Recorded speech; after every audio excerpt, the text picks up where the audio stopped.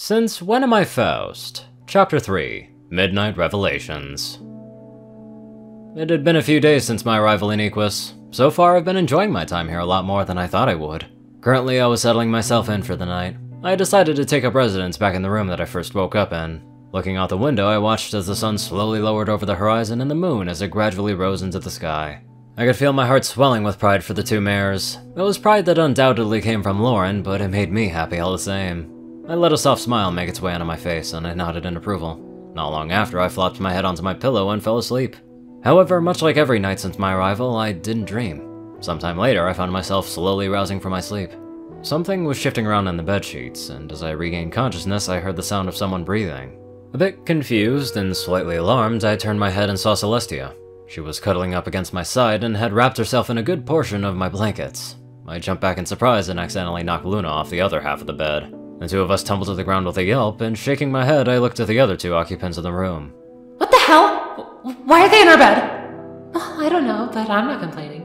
The moment Luna hit the floor, she shot herself out of the dream realm and back in reality. In an instant, the princess leaned down into a defensive stance and readied her horn for any possible attack. She looked around, a bit confused at what was going on, and then her eyes settled on me. I was just sitting on the ground with a stupid look on my face and a blanket draped over half my head. My hair was everywhere, and I gave an awkward smile. As soon as she realized that it was just me, she calmed down, and the princess smiled softly. She stepped over and sat herself down beside me, breathing a sigh of relief, and then leaned her head onto my shoulder. I could feel my heart flutter as she did this, but I was unsure whether it was my reaction or Lauren's. I smiled and returned the gesture by leaning my head against hers. With a chuckle, I whispered, You two startled me. Luna fidgeted slightly and bit her lip. She then looked up at me with her big wide eyes and said, We thought it would be good to catch up on old times. Do you want us to go back to our quarters? Oh, my heart is gonna explode. Must suppress the... Oh, what? Never mind, inside joke. I smiled as I looked at my daughter. No, it's fine, Luna. I was just a bit surprised. There's no need for you to change to go back to your portion of the castle. I felt Lauren's happiness brighten as I told Luna that she could stay, and I smiled as I thought of something the Alicorn might appreciate. Looking at the princess, I continued. Actually, Luna, anytime you or Tia want to come by, you're more than welcome to— Thank you! Not now. But I'm so happy!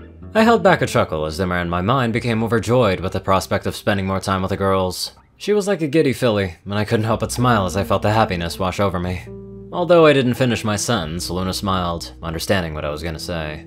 She leaned against my side just a little bit more, cuddling up beneath my chin as she whispered, Thank you, Mom. I love you.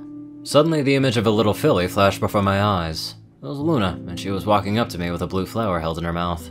A voice spoke out, asking, Oh my, is this for me? And the little filly giggled. Mama, I got it because I love you. As quickly as the image appeared, it vanished, and I found myself back in reality. My heart felt as if it would burst, and I struggled to deal with centuries worth of emotion swirling within me. Glancing to the side, I asked my passenger, You doing okay over there? Lauren? Hey! Lauren?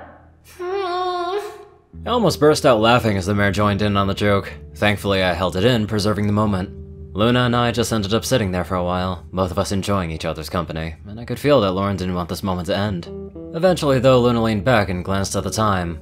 The clock showed that it was the 9th hour of the night. Following her gaze, I too ended up looking over at the big wooden grandfather clock. It sat against the wall and filled the air with a soft ticking sound.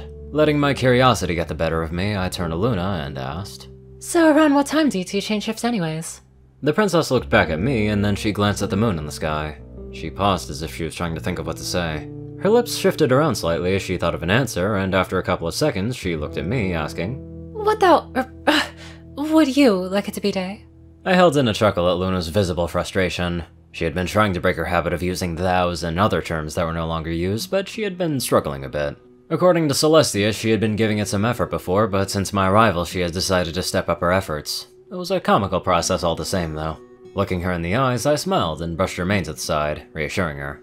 Oh, no, Luna, that's not necessary. The night is quite comfortable, actually. I just wanted to know when the switch was. Every time I wake up, it's already morning. Her face seemed to lift as I said this, and a spark of joy seemed to return to her eyes. Oh, well, in that case, Tia and I get 12 hours each. When we switch, the clock resets. I tilted my head to the side. It was different than Earth's setup, but for here it certainly made a lot more sense. Glancing at the clock, I realized that it was still about 3 hours away from sunrise. I weighed my options, wondering whether or not it would be worth to try to get back to sleep. Deciding to stay up with Luna, I got her attention with a nudge from my wing. She looked at me with a questioning glance, and I smiled. Well, Lulu, we have some time to ourselves, so what do you think about heading downstairs? I kind of feel up for a late night snack. She tilted her head in thought, and then the princess looked up at the pony still on the bed. Celestia had just begun to snore, and the annoying sound was already beginning to sound louder with each breath. With the noise, it was safe to say that neither of us would be getting back to sleep anytime soon. So with a quick turn of her head, Luna looked back at me and gave a nod. We stood up and silently made our way over to the door, traveling on the tips of our hooves as we tried not to wake Tia from her sleep. I opened the door with my magic and snuck out. Standing in the hallway, I watched as Luna followed me and then took another glance at the mirror in the room. A grin crept onto her face and the princess lit her horn. The blankets quickly wrapped themselves around Tia and she laid trapped like Luna had been when I first met her. Both of us snickered, surprised at how despite all the moving around, Sunbug continued to sleep. With a final shake of her head, Luna closed the door, and we walked through the hallway. As we traveled along, I quickly noticed how there didn't seem to be many ponies around. Minus the guards, the hall seemed empty, barren, and almost abandoned. It was kinda sad. Thinking to myself, I decided that I'd have to spend more time with Luna during the night. We walked along until I found myself face to face with my new worst enemy, the damn staircase.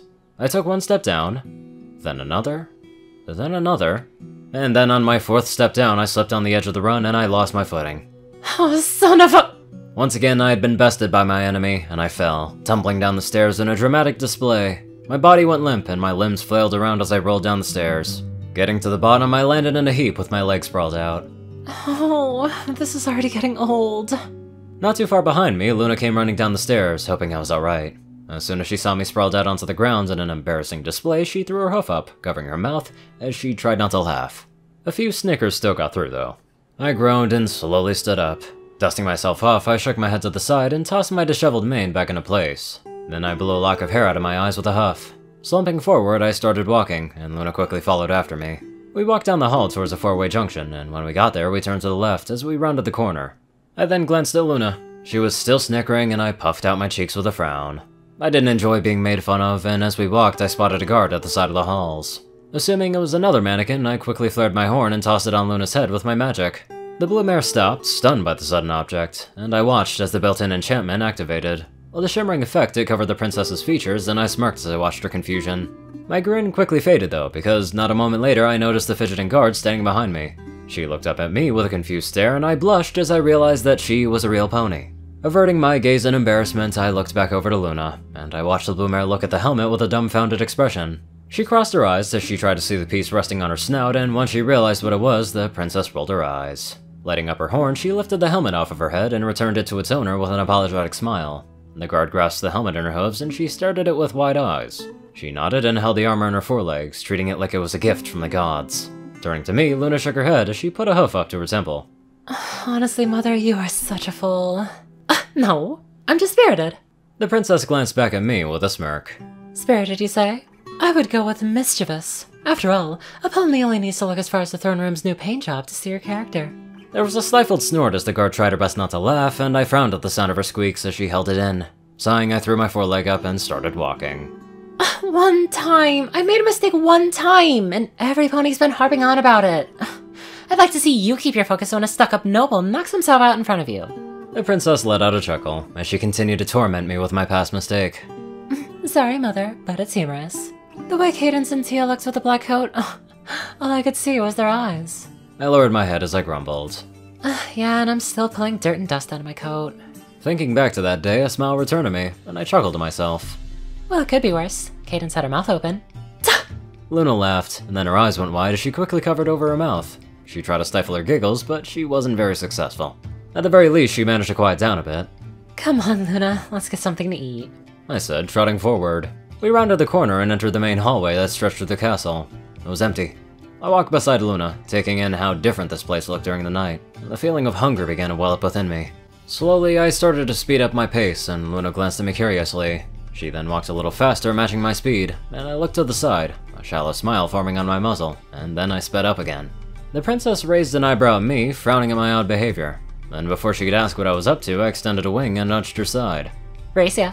I winked, and then I ran forward. It didn't take me long to get into a full gallop, and I ran down the hall as fast as my legs would take me. Luna watched my running form leave her side, and she gave a grumpy pout. Hey, that is not fair! That was started early! She complained, and then gave chase.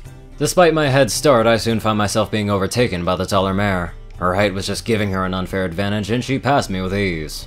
Oh, damn your long legs! She gave a hearty laugh at my comments and looked back at me with a silly grin. Huzzah! I am the victor. See you at the kitchen, mother. Wait, Luna, watch out! Huh? Maybe the next time they do a race, they should probably wait until things are cleared. Either that or maybe look around a little more. But hey, it's all in good fun. Now let's head on over to our energetic donators. Top donators: TacoCat598, Peter Coulthard, J Tin Man, Darkside, Gauntlet, and only one thing. Zar630, Strix, Raiden, Narwhals, Black Moonheart, Drake Lovedragon, Pastel Skies, Austin Roland, Magazine, Crazy Killer 557, Dospo, Madman Stan, Delta Omega, Jack Hatch, RuneCypher9852, Hudson Norman, Stephen Bingham, McDoofus456, Dash of Evergreen, Ronnie Dragonwolf, Ponyman, Tal Rasha, The Toilet Snake, Sword Brother and Mordred, Ronin Wandering, Random Person Mad Guy, Easy, Skyuchia, Lizzie Prickett, Jordan Peterson, Crimson Kitsune 9, Lightskin, Monster Kitty, Needs a Life, Milan Biehanek, Michael Del Aramore, and many more super fun people. Thank you all so much for watching this video, and live life to the fullest.